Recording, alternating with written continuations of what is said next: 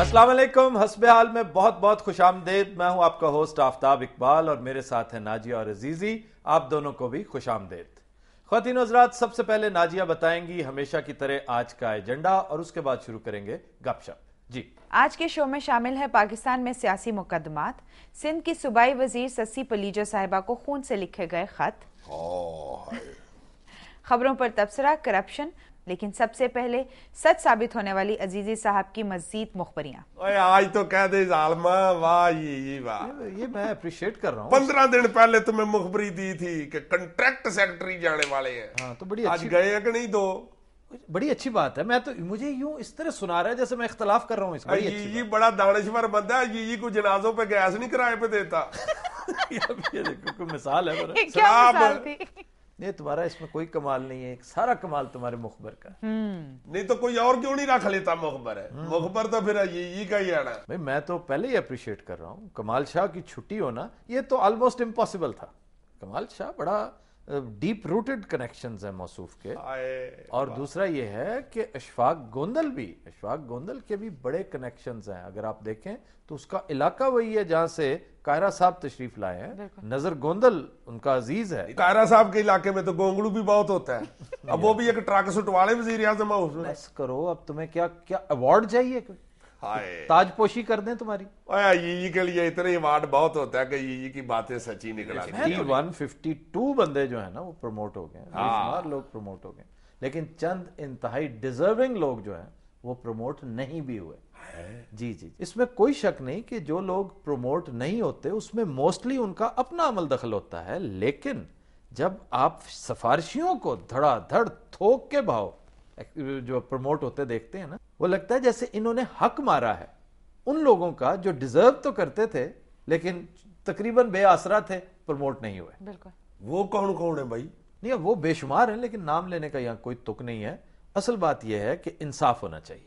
बिल्कुल। और नहीं मुर्शद पाक सरकार, मुर्शद पाक दाल तो बड़ी साफ करके पका रहे हैं। अब एक अद्धा रोड तो रह ही जाता है ना। एक अद्धा नहीं है, बथेरे रोड है। एनीवेज अजीजी साहब, आप अकेले नहीं है जिनकी बातें पूरी हो रही हैं। सर, याद है आपको, आपने बिजली वाला और सूटों वाला जिक्र भी किया था। वो कौन सा?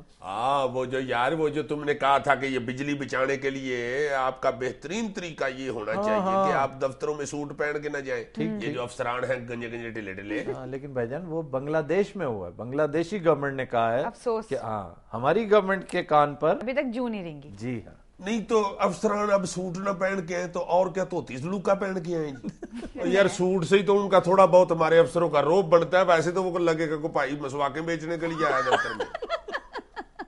यार वो बड़ी पर्सनालिटी वाले अफसर भी हैं हमारे। नहीं पर्सनालिटी वाले अफसर भी हैं मेरे जैसे, मगर टावे ज्यादातर तो इस तरह के हैं कि वफाकी सेक्रेटरी दरवाजे के आगे खड़ा हो तो अंदर से क्लर्क आगे शनाख्ती कार्ड दे, पापियो नस के गच्ची के इसने फोटो कॉपी कराई तुमने।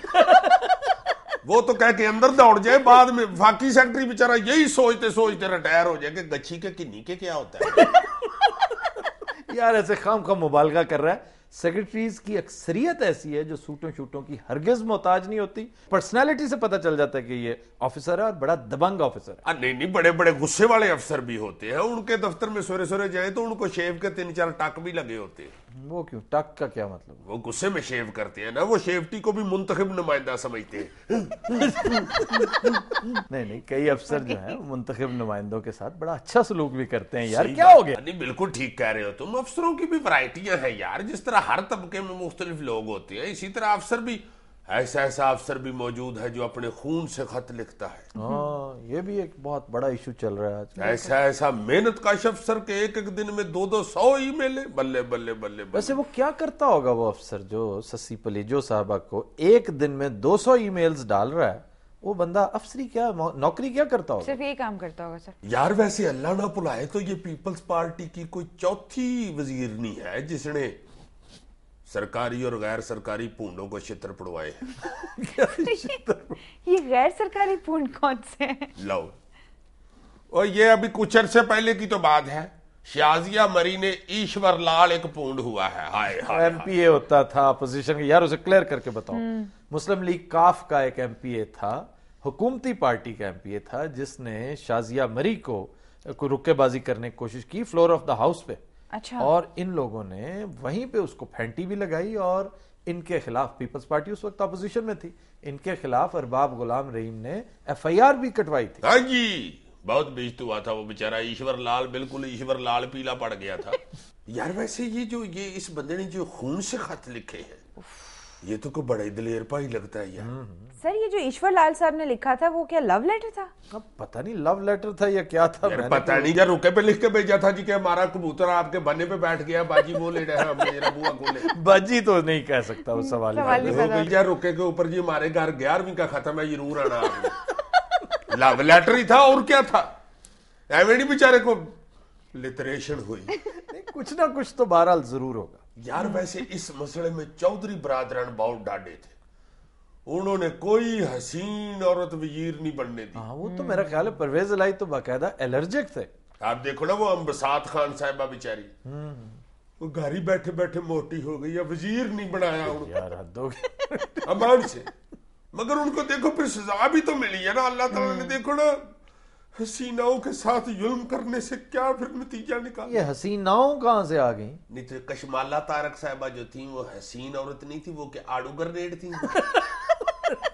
ہائے ہائے, وزارت اڈیکتی بیچاری فتحانہ گروپ میں چلی گئی. کتھے وزارت کا حمالیہ اور کتھے فتحانے کا کمالیہ. حمالیہ اور کمالیہ, گستاخ اکھیاں کتھے جا لگی.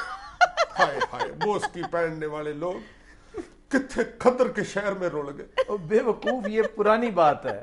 یہ اس وقت فتحانہ گروپ جو ہے بڑا پاورفل تھا, اور میں تمہاری اطلاع کے لیے عرض کروں کہ چودھریوں کے خلاف سب سے پہلا علم بغاوت جو ہے وہ فتحانہ گروپ نے بلند کیا تھا. نہیں, اس میں تو کوئی شک نہیں, پہلی یورت اس نے کی تھی. ہاں, تو جس نے الٹیمیٹلی اب وہ کلمینیٹ کر گیا انٹو دا ہم خیال گروپ. نہیں یار ویسے یہ چودھریوں نے کی زیادتی ہے. تو کون سی زیادتی؟ کوئی لٹکی وزیر نہیں آنے دی, بزرگ خواتین کو وزیر بنایا انہوں نے. نہیں تو وہ ہنا ربانی کھر چودھریوں نے تھوڑی بنائی تھی وزیر ہے, وہ تو شوکت عزیز نے بنائی تھی. گورنمنٹ تو چودھریوں کی تھی. گورنمنٹ بے شک چودھریوں کی تھی, مگر اس کیس میں یار ٹھیک ہے, تم غیر ضروری طور پر تفصیلات میں نہ چلے جائے. اچھا جی, نہیں جی, میں نہیں جاتا جی تفصیلات. واپس آؤ, سسی پلیجو کی بات کر رہے تھے. یار اسی کی تو میں بات کر رہا ہوں. تم بحث کرتے کرتے مجھے کہیں سے کہیں جا کمالیے پہنچایا تم نے مجھے. ہے آوارہ گرد, ذرا اسے موقع ملتا ہے نا بھاگنے فوراً نکلتے.